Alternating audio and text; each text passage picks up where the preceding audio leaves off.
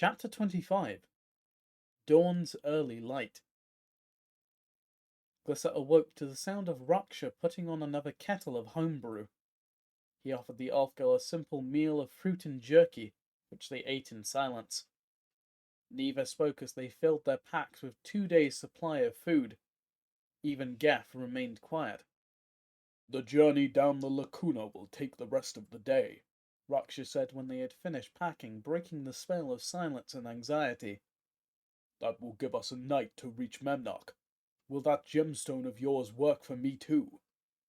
"I think so," Glissa said. "Bruenna said it had infinite charge."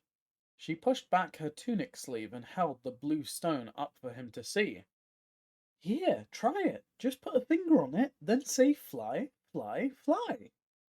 "Clever," the Leonin rumbled. "However, I must speak thusly." "It's simple," Glissa replied. "Easy to remember. Stop stalling, your carship."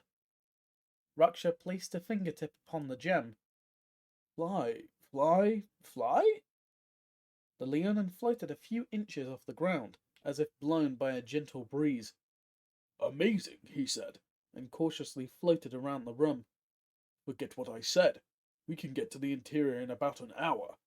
"We should still be on the move," Glissa said. "I'd rather have a chance to peek around the corner before we walk in." "Gomvas didn't say that would ruin everything, did he?" Raksha did an experimental loop, and a stalactite nearly took his head off. "What?" "I said we should be getting moving, and you should be careful," Glissa said. She held the mirror core around her neck and tucked it under the leather jerkin, then slung Geth onto her back, eliciting brand new insults as she cinched up the strap. "Are you ready, Raksha?" Raksha slowly descended from the high ceiling. "Let's go," he said, and patted his belt to make sure his long knife was still there. Glissa placed a claw tip on the blue stone and said, "Fly, fly, fly." Together they floated out of the cave. The second major attack against Krark came just as the suns went down on the fourth day, and the battlefield fell into blackness. A few scattered stars in the sky provided little light to fight by, but Bruenna had been impressed by how quickly Yakshar scrambled to troops.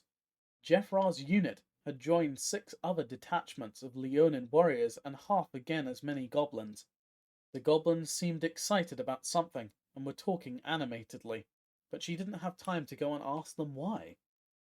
Fortunately, their enemies glowed in the dark. Finding them wouldn't be a problem. Seeing her environment and her allies would present a greater challenge.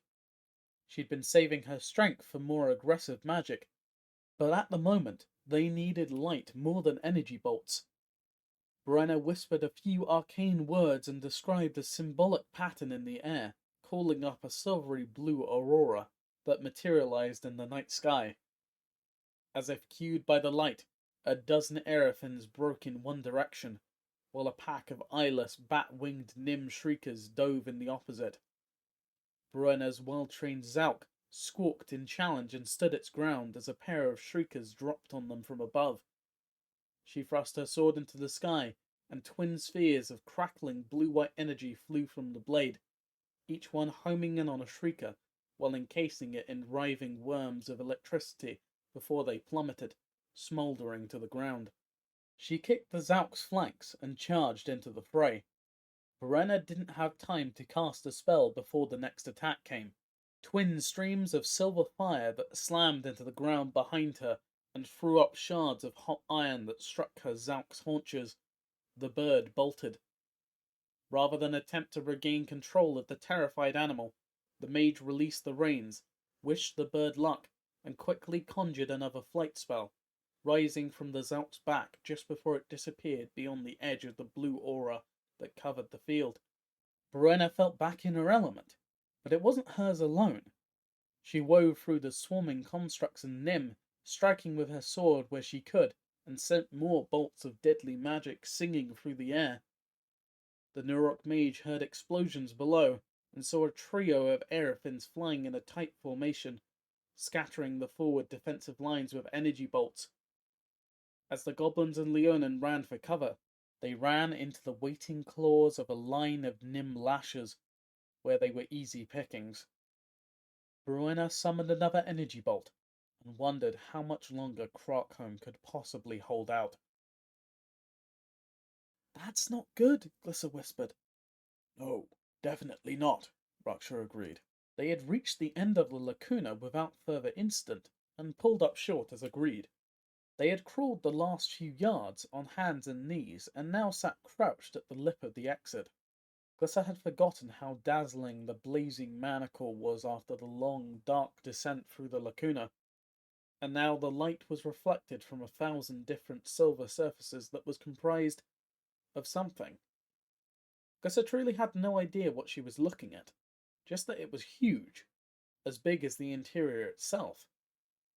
The rebuilt panopticon was still in place. The massive round disc with the hole in the center sat directly below them, attached to the towering structure at roughly the midpoint. But other than that, Glissa didn't recognize anything. The crystalline microsynth towers were gone, leaving most of the interior surface smooth except for scattered shrubbery. In their place, millions, maybe billions of silver needles, the mirror images of those that littered the surface, pointed out from the interior surface directly at the core. 5 enormous buttress-like structures, each as round as all of Taj-Nar, and also gleaming silver, were mounted on the inside of Mirrodin like gigantic parodies of the needles. They ended not too far from the core, where they held the most amazing part of the bizarre structure in place, a skeletal spheroid made up entirely of interlocking pentagonal rings. The mesh completely encased the core. Glissa cast her gaze back down onto the ground and saw that it was still crawling with billions of small, scuttling constructs. Amongst them walked, crawled, and flew much larger construct beasts, all heavily armed, but so far seemingly unaware of her and Raksha's presence. That was about to change. 4 columns of marching steel centipedes were scuttling right for them, undulating over their kin like quicksilver ribbons. It seemed that Raksha's prediction about Viridia's fate was coming true all too soon. They ducked back into the Lacuna, out of sight. We need a plan, fast, Glissa whispered. Doesn't change anything, Raksha said. There's an army about to march in here, Glissa almost shouted. No one sends an army against 2 people, Raksha said. Those are reinforcements or scouts. Trust me, they will ignore us. How can you be so sure? They could not have missed us, Raksha said. They didn't react or accelerate their pace. Just get out of the way and wait. The elf girl scowled, but Raksha was right. The first of the centipedes appeared at the lip of the Lacuna, flowed over the edge and undulated inside. The line of constructs was close enough to reach out and touch. Yet, as Raksha had predicted, they completely ignored the elf and the Leonin. The Lacuna rang with thousands of tinny metal footsteps. Bruenna whirled in midair, catching a trio of shriekers with a series of rapid-fire spells. A crowd of shrapnel materialized in the Nim's flight path, launched into the shriekers and tore their abdomens out. Fetid guts spilled out and poured down onto the ground, followed a few seconds later by the Nim themselves. She shot a salute to a sky hunter who soared by overhead. Fewer than 24 of the female warriors remained, but they were holding their own against the swarms. 4 times as many trained, riderless Paterans engaged the attackers in vicious dogfights, but these proved easier pickings for the thin energy bolts and shrieker claws. Bruenna felt a surge of magic disrupt the flow of mana directly beneath her and jinked to one side in time to avoid a fireball. The sphere slammed into a wolf pack of heavily armed Aerofen she hadn't heard approaching. Dwugget waved from below. Thanks, Bruenna mouthed. Bruenna scanned the horizon, seeking the telltale glow of Aerofen power sources, and suddenly felt dizzy, terrified, and exhilarated all at once. Victory suddenly seemed possible again. On the horizon, 5 soft halos of diffuse, pre-dawn glow played on the edges of night. The colours matched the stones mounted on the mirror core. I hope you're paying attention down there, Glissa, Bruenna whispered.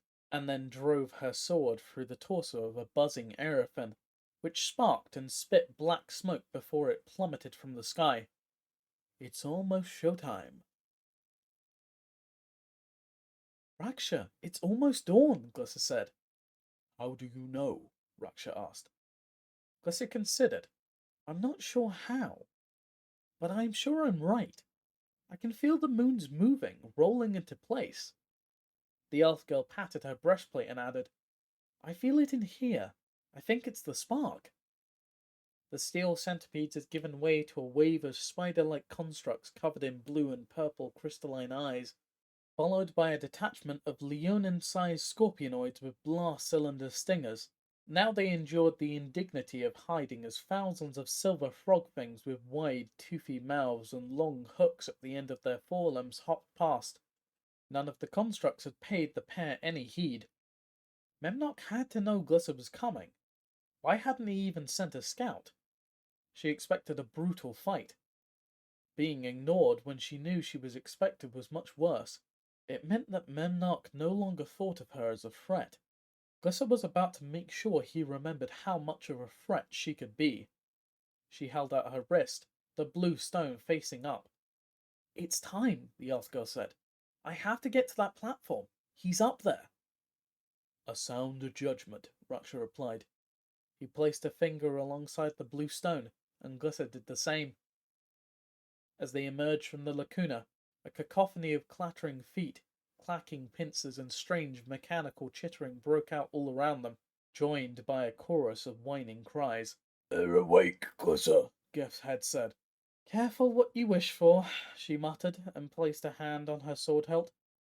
The cries of a million tinny voices reverberated through the interior of Mirrodin, and soon it sounded as if every last construct, with the exception of the strange automatons, was sounding the alarm, chirping and singing like frogmites on a cold night.